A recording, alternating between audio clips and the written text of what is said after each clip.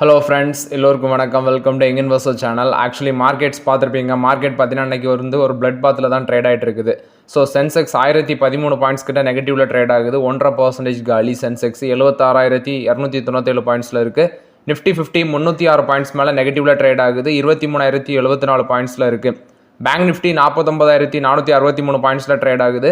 500 points மேலே bank Nifty நெகட்டிவில் இருக்குது. Axis Bank, ICICI Bank, State Bank of India, HDFC Bank இதெல்லாமே flat நெகட்டிவில் இருக்குது. IndusInd Bank, AU Small Finance Bank, Federal Bank, Bank of Baroda இதெல்லாமே பார்த்தீங்கன்னா ஒரு 1.5% நெகட்டிவில் இருக்குது. IDFC First Bank, Kotak Mahindra Bank, Canara Bank, Punjab National Bank இதெல்லாம் ஒரு 2.5% to 2% நெகட்டிவில் இருக்கிறாங்க. ஸோ ஓவரால் நம்ம ட்ராக் பண்ணுற பேங்க் ஸ்டாக்ஸில் வந்து ஃபோக்கஸ் பண்ணுங்கள். விழ 1-2 பிக் பண்ணிக்கோங்க. பல்க் பையிங் அவாய்ட் பண்ணிடுங்க. ஸோ ஓவரால் இன்றைக்கி மார்க்கெட்டில் பார்த்தீங்கன்னா தர்மடி விழுது. இன்றைக்கி மட்டுமே 10 லட்சம் கோடிக்கு மேலே மார்க்கெட் கேபிடலைசேஷன் பார்த்தீங்கன்னா நம்ம மார்க்கெட்லேருந்து வைப் அவுட் ஆயிருக்கு. ஒன்று இந்த யூஎஸோட ட்ரேட் பாலிசி, ட்ரம்ப் ஈவினிங் ஒன்று சொல்லுவார், மார்னிங் ஒன்று சொல்கிறாரு. அது ஒரு மேஜர் ஃபேக்டராக இருக்குது. அது இல்லாமல் அவர் நினைக்கிற கண்ட்ரிஸ் மேலாம் டேரிஃபு அப்படி இப்படின்னு சொல்லிட்டு இருக்கிறாரு. நெக்ஸ்ட் வந்து பார்த்தீங்கன்னா யூஎஸோட சேர்மன் ஜெரம் பவுல் அவர் வந்து என்ன பண்ண போகிறாருன்னு தெரில. அது ஒன்று. அடுத்தது எஃப்ஐஎஸோட செல்லிங் மார்க்கெட்டில் பார்த்தீங்கன்னா கண்டினியூஸாக நடந்துட்டு இருக்குது. அது ஒரு ரத்தாறு மாதிரி அது ஒரு பக்கம் நடக்குது. High bond yield and dollar index which means 10-year treasury yield வந்து 4.495% இருக்குது அப்படின்னு சொல்லியிருக்கிறாங்க. ஸோ ஓவரால் டாலர் இண்டெக்ஸும் 108.36 இருக்குது. இப்போ ருப்பி வந்து பார்த்தீங்கன்னா கொஞ்சம் ஸ்ட்ரென்த்தனாக இருந்துச்சு லாஸ்ட் நான் பார்க்கும்போது. பட் கொஞ்சம் பெட்டராக இருக்குது அப்படின்னு சொல்லியிருக்காங்க. பட் இன்றைக்கி மார்க்கெட்டை போட்டு பொழந்திருக்காங்க. டொனால்ட் ட்ரம்ப் இன்னொரு அப்டேட்டும் சொல்லியிருந்தாங்க. சனிக்கிழமைக்குள்ளே விச் மீன்ஸ் இவங்க ஹமாஸ் வந்து அந்த பணைய கைதிகள்னு சொல்கிறாங்க. அவங்கள வந்து பார்த்தீங்கன்னா நீங்கள் வந்து ரிலீஸ் பண்ணணும், இல்லைனா வந்து இஸ்ரேல் மறுபடியும் போர் தொடுப்பாங்க அப்படின்னு சொல்லி ட்ரம்ப் வந்து அப்டேட் கொடுத்துருக்காங்க. ஸோ இது எல்லாமே எப்படி ரியாக்ட் ஆக போகுதுன்னு தெரில.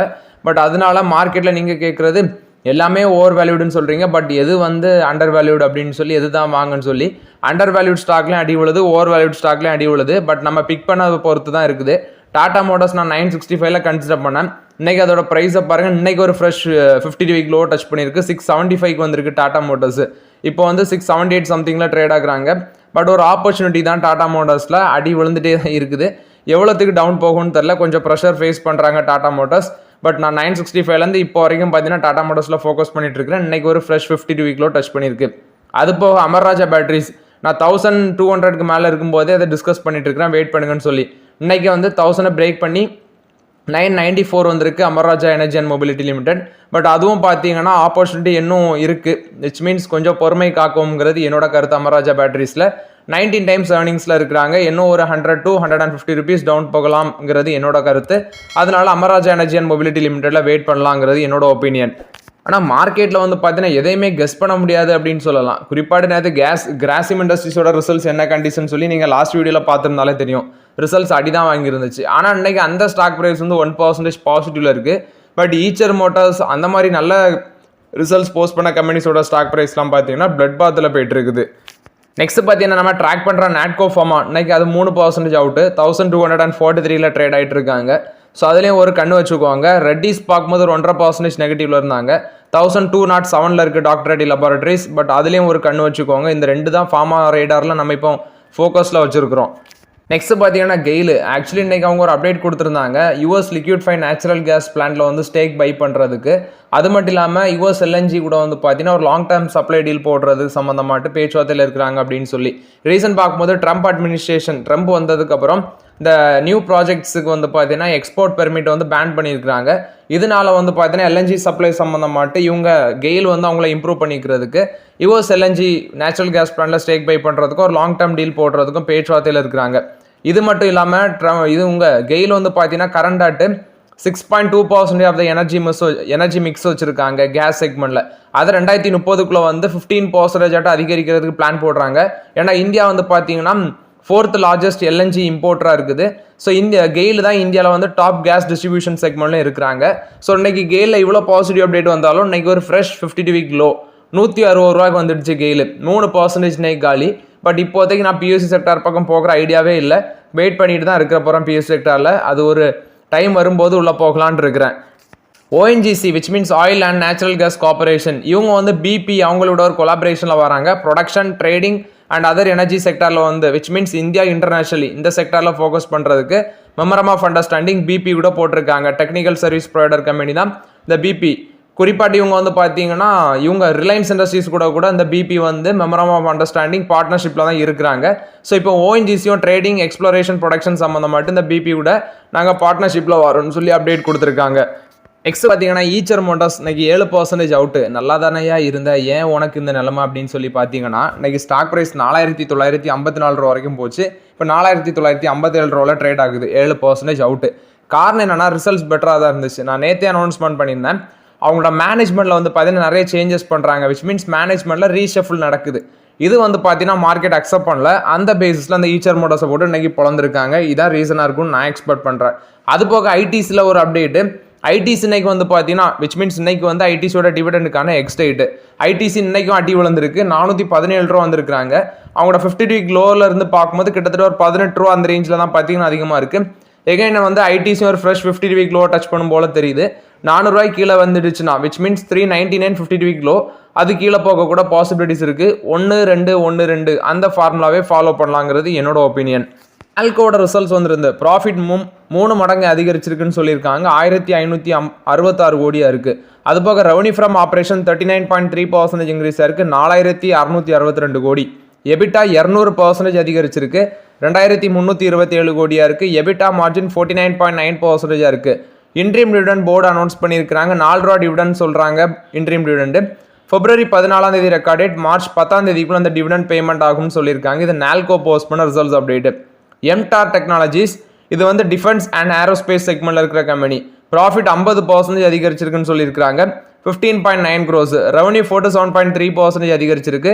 174.4 crores. எபிட்டா 38.5% இன்க்ரீஸ் ஆயிருக்கு. 33.1 crores இருக்கு.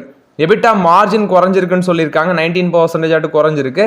பட் என்ன அப்படின்னு சொல்லி பார்க்கும்போது ப்ராஃபிட் நல்லா இன்க்ரீஸ் ஆயிருக்கு. பட் எபிட்டா மார்ஜின் அடி வாங்கியிருக்கு. இது வந்து எம்டார் டெக்னாலஜிஸ் போஸ்ட் பண்ண ரிசல்ட்ஸ் அப்டேட்.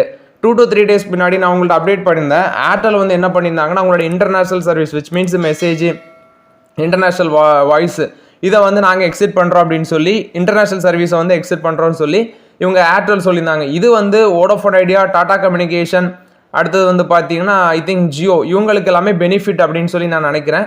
ஸோ அப்படி தான் அந்த ஆர்டிக்கலில் சொல்லியிருக்காங்க. இவங்க international wholesale voice and messaging market வந்து எக்ஸிட் பண்ணுறது மற்ற டெலிகாம் கம்பெனிஸ்க்குலாம் ஒரு பாசிட்டிவ் அப்டேட்டாக இருக்குது அப்படின்னு சொல்லி இந்த ஆர்டிக்கலில் சொல்லியிருக்காங்க.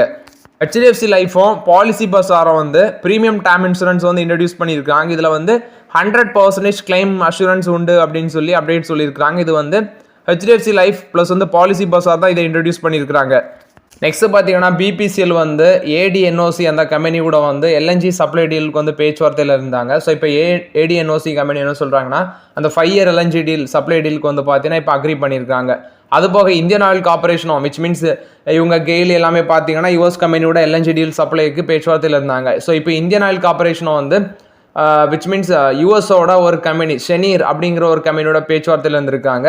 ஸோ அவங்களும் வந்து பார்த்தீங்கன்னா 15 year LNG டீல் வந்து அவங்களுக்கு கூட சப்ளை பண்ணுறதுக்கு பேச்சுவார்த்தையில் இருக்கிறாங்க அப்படின்னு சொல்கிறாங்க. அது மட்டும் இல்லாமல் IOCL வந்து ADNOC கம்பெனியோட பேச்சுவார்த்தையில் இருக்கிறாங்க அப்படிங்கிற அப்டேட் வந்திருக்கு.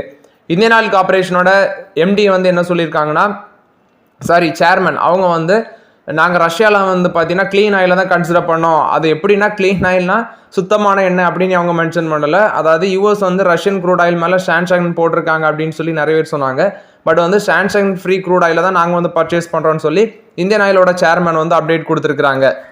நெக்ஸ்ட் பார்க்கும்போது அதானி வந்து 6000 கோடி ஸ்பெண்ட் பண்ண போகிறாரு. ஆக்சுவலி நேற்று நான் சொல்லியிருந்தேன் அந்த மேயோ கிளினிக் விச் மீன்ஸ் இது US பேஸ்ட் கம்பெனி அவங்களுக்கு கூட மெமரம் ஆஃப் அண்டர்ஸ்டாண்டிங் போட்டிருக்காங்கன்னு சொன்னேன். இப்போ வந்து ஹெல்த் இன்ஃப்ராஸ்ட்ரக்சர் அந்த செக்மெண்ட்டில் அதாவது ஹெல்த் பேஸ்ட் எஜுகேஷனும் அடுத்து வந்து ஹாஸ்பிட்டலும் செட்டப் பண்ணுறதுக்கு ஒரு 6000 கோடி இன்வெஸ்ட்மெண்ட் பண்ணுறோன்னு சொல்லி அதானி குரூப் தரப்பில் வந்து அப்டேட் சொல்லியிருக்காங்க. BSE ஸ்டாக் இன்றைக்கு 7% மேலே அவுட்டு. 5208 ரூபாவில் க்ளோஸ் ஆச்சுனாப்பா. 5208 ரூபாவில் ட்ரேட் ஆகிட்டு இருக்குது. ஸோ இது என்ன இந்த அடி அப்படின்னு சொல்லி பார்க்கும்போது மார்க்கெட் நெகட்டிவ் போச்சுன்னா இந்த ஸ்டாக்லாம் கை வைக்கிறாங்க. ஸோ இன்னைக்கு வந்து இவ்வளோ ட்ரெண்டில் விழுந்தாலுமே இது வந்து ஹைலி ஓவர் வேல்யூட் 76 times ஏர்னிங்ஸில் இருக்குது. இதான் நான் சொல்கிறது, என்ன தான் ஃபண்டமெண்டலி ஒரு ஸ்டாக் வந்து ஸ்ட்ராங்காக இருந்தாலும் அது ஓவர் வேல்யூடாக இருக்க பட்சத்தில் நம்ம கை வச்சோன்னா நமக்கு அது வலியை தான் தரும் தவிர பாசிட்டிவ் ரிட்டர்ன்ஸ் வந்து கொஞ்சம் அது வாய்ப்புகள் குறவு தான். நெக்ஸ்ட் மாருதி சுசுகி இந்த பலினோ காரோட ப்ரைஸ் அதிகரிச்சிருக்காங்க. 9000 ரூபா வந்து 11 காருக்கு அதிகரிச்சிருக்காங்க. 6.7 lakh to 9.92 lakh அந்த வேரியண்ட் வந்து இவ்வளோ ரேஞ்சுக்குள்ளே இருக்குன்னு சொல்கிறாங்க. இது வந்து எக்ஸோரூம் ப்ரைஸ் நான் சொல்கிறது. டாரன் குரூப் வந்து மெஜாரிட்டி ஸ்டேக் வந்து இந்த ஐபிஎல் ஃப்ரான்சைஸ் குஜராத் டைட்டன்ஸ்ல வந்து வாங்க வாய்ப்புகள் இருக்குன்னு சொல்றாங்க. இதுல 67% ஸ்டேக் வந்து சிவிசி கேபிட்டல் பார்ட்னர்ஸ்ல வந்து வாங்க வாய்ப்புகள் இருக்குன்னு சொல்றாங்க. ஏன்னா சிவிசி தான் மெஜாரிட்டி ஆஃப் த ஸ்டேக் ஹோல்டர்ஸா இருக்கிறாங்க. இப்போ வந்து 5625 கோடி கொடுத்து இந்த 67% ஆஃப் த ஸ்டேக் வந்து நாங்கள் வாங்க இருக்கிறோம்னு சொல்லி டாரன் குரூப் தரப்புல வந்து அப்டேட் கொடுத்துருக்காங்க. என்டிபிசி என்ன சொல்றாங்கன்னா ஃபாரின் டெக்னாலஜி சப்ளையர் மூலமாட்டு இந்த நியூக்ளியர் எனர்ஜி எக்ஸ்பேண்ட் பண்றதை டெவலப் பண்றதுல பேச்சுவார்த்தையில் இருக்கிறாங்க அப்படின்னு சொல்லி அப்டேட் சொல்றாங்க. இதுக்கு வேண்டி பிரான்ஸு, கொரியாவில் உள்ள ஹைட்ரான் நியூக்ளியர் பவர், ரோஸ்டம் கார்பரேஷன், யூஎஸ்ஐ சேர்ந்த ஜிஇ, வெர்னோவா, ஐஎன்சி, ஹோல்டெக் இன்டர்நேஷனல் கார்பரேஷன் இந்த மாதிரிப்பட்ட கம்பெனிஸ் கூடலாம் வந்து பார்த்தீங்கன்னா என்டிபிசி டெக்னாலஜி கார்பரேஷன் சம்பந்தமாட்டு பேச்சுவார்த்தையில் இருக்கிறாங்க அப்படின்னு சொல்லி சொல்றாங்க. நியூக்ளியர் எனர்ஜி டெவலப்மெண்ட் பண்றதுக்கு என்டிபிசியோட ஸ்டாக் பிரைஸ் 300 சம்திங்ல தான் இருக்குது. 300 to 305 rupees சம்திங்ல தான் இருக்கு. ஸ்லோவா 1-2 யூஸ் பண்ணிக்குவாங்க. பவர் செக்டாரில் வந்து சீப் வேல்யூஷனில் கிடைக்கிறது என்டிபிசி ஒன்று. டாடா பவரை பொறுத்த வரைக்கும் ஒரு பாசிட்டிவ் அப்டேட், இவங்களோட ரினோபிள் க்ரோத் வந்து ரொம்பவே ஸ்ட்ராங்காக இருக்குன்னு சொல்லியிருக்காங்க. பட் சில ஸ்டெக்மெண்ட்ல வந்து பார்த்தீங்கன்னா உங்களுக்கு ஆப்ரேஷனல் சேலஞ்சஸ் இருக்குது அப்படின்னு சொல்கிறாங்க. அதாவது ரினோபிள் எனர்ஜி, நெக்ஸ்ட் வந்து சோலார் மேனுஃபேக்சரிங், இதில் நல்ல ஒரு வளர்ச்சி இருக்குது. ப்ளஸ் வந்து அவங்க என்ன சொல்கிறாங்கன்னா இந்த குவார்ட்டரில் அவங்களோட ரெவன்யூ 5% இன்க்ரீஸ் ஆயிருந்துச்சு. அது மட்டும் இல்லாமல் பிஎல்எஃப் அது ஒரு 74% இருக்குது வந்து குறிப்பாட்டு இபிசி சோலார் எக்ஸிக்யூஷன் லோவராக இருக்குன்னு சொல்லியிருக்காங்க. ரினோபிள் எனர்ஜி எபிட்டா 22% அதிகரிச்சிருக்கு. 9 monthsல கேபிட்டல் எக்ஸ்பெண்டிச்சர் மட்டும் 12,000 கோடி இன்வெஸ்ட்மெண்ட் பண்ணியிருக்காங்க. 10,000 கோடி வந்து இந்த Q4ல ஸ்பெண்ட் பண்ணுறதுக்கு பிளான் போடுறாங்க. ரினோபிள் எனர்ஜி கெப்பாசிட்டி 6707 மெகாவாட் இருக்குது. ஸோ அதை வந்து 10,053 மெகாவாட்டை வந்து பார்த்தீங்கன்னா எக்ஸ்பேண்ட் பண்ண இருக்கிறாங்கன்னு சொல்கிறாங்க. கம்பெனி வந்து 70% க்ளீன் எனர்ஜியை டார்கெட் பண்ணுறோம் 2030 அப்படின்னு சொல்லி சொல்கிறாங்க. இப்போ கரண்டாட்டு 43% அவங்க கைவசம் இருக்குன்னு சொல்லியிருக்காங்க. இது டாடா பவர் கொடுத்த அப்டேட்டு. லூப்பினை பொறுத்த வரைக்கும் அப்டேட்டு, லூப்பினுக்கு யூஎஸ்எஃப்டி அப்ரூவல் கொடுத்துருக்காங்க. அவங்களோட நேசல் ஸ்ப்ரே சம்மந்தமாட்டு வந்து பார்த்தீங்கன்னா அதை வந்து யூஎஸ்எஃப்டி வந்து அப்ரூவல் கொடுத்துருக்காங்க. பட் ஸ்டாக் ப்ரைஸ் இன்னைக்கு வந்து நெகட்டிவ்ல தான் ட்ரேட் ஆகிட்டு இருந்துச்சு லூப்பினோடது. நெக்ஸ்ட் இந்த ட்ரம்ப்பும் which means Trump versus US China அப்படின்னு சொல்லி போயிட்டு இருக்கு. USA versus China. இதில் வந்து சைனா இப்போ வந்து பார்த்தீங்கன்னா யூஎஸோட டெக் கம்பெனிஸை டார்கெட் பண்ணுறாங்க. ஆல்ரெடி வந்து அந்த டீப் சீக்கு வந்து பார்த்தீங்கன்னா ஃப்ரெண்டுக்கு வந்தோடனே மின்னுக்கு வந்தோடனே ஓப்பன் ஏஐக்கு ஒரு டார்கெட்டாக வரும் பட்சத்தில் என்விடியா, ஆப்பிள் ஸ்டாக்லாம் போட்டு ஒரு நாள் மார்க்கெட்டில் அடித்தாங்க. ஸோ இப்போ என்ன நடக்குன்னா என்விடியா ஆப்பிளுக்கு மேலே வந்து இவங்க யூஎஸ் வந்து சைனாக்கு மேலே அதிக அளவில் டேரிஃப் போடுறதுனால என்விடியா ஆப்பிளுக்கு மேலே சில ரெகுலேட்டரி இதை கொண்டு வராங்க. அந்த கம்பெனிக்கு எதிராட்டு வந்து பார்த்தீங்கன்னா ஆன்டி ட்ரஸ்ட் இன்வெஸ்டிகேஷன்லாம் சைனா பண்ணுறாங்க அப்படின்னு சொல்லி. ஸோ இது வந்து இப்போ சைனாக்கும் யூஎஸ்ஐக்கும் வந்து பார்த்தீங்கன்னா ட்ரேட் வார் ரொம்பவே அதிகரிச்சுட்டு போகுது. நெக்ஸ்ட் டெஸ்லாவோட எலன் மஸ்க் வந்து ஓப்பன் ஏஐ வந்து வாங்குறதுக்கு $97.4 billion வந்து பார்த்தீங்கன்னா ஆஃபர் வந்து கேட்டிருந்தாங்க. அது வந்து ChatGPTயோட பேரண்ட் கம்பெனி. அதுக்கு பதிலளித்த ஓனர் சாம் ஆல்ட்மேன் அவர் என்ன சொல்கிறாங்கன்னா இப்போதைக்கு நாங்கள் எங்கள் கம்பெனியை விற்கலை, உங்கள் ட்விட்டரை வந்து நாங்கள் $9.74 billion வாங்க ஐடியாவில் இருக்கிறோம் அப்படின்னு சொல்லி அவர் பதில் கொடுத்துருக்காரு. இது வந்து பார்த்தீங்கன்னா எலன் மஸ்க் வச்ச ஆஃபருக்கு அவர் வந்து ஒரு பதில் ஆஃபர் வச்சிருக்கிறாரு.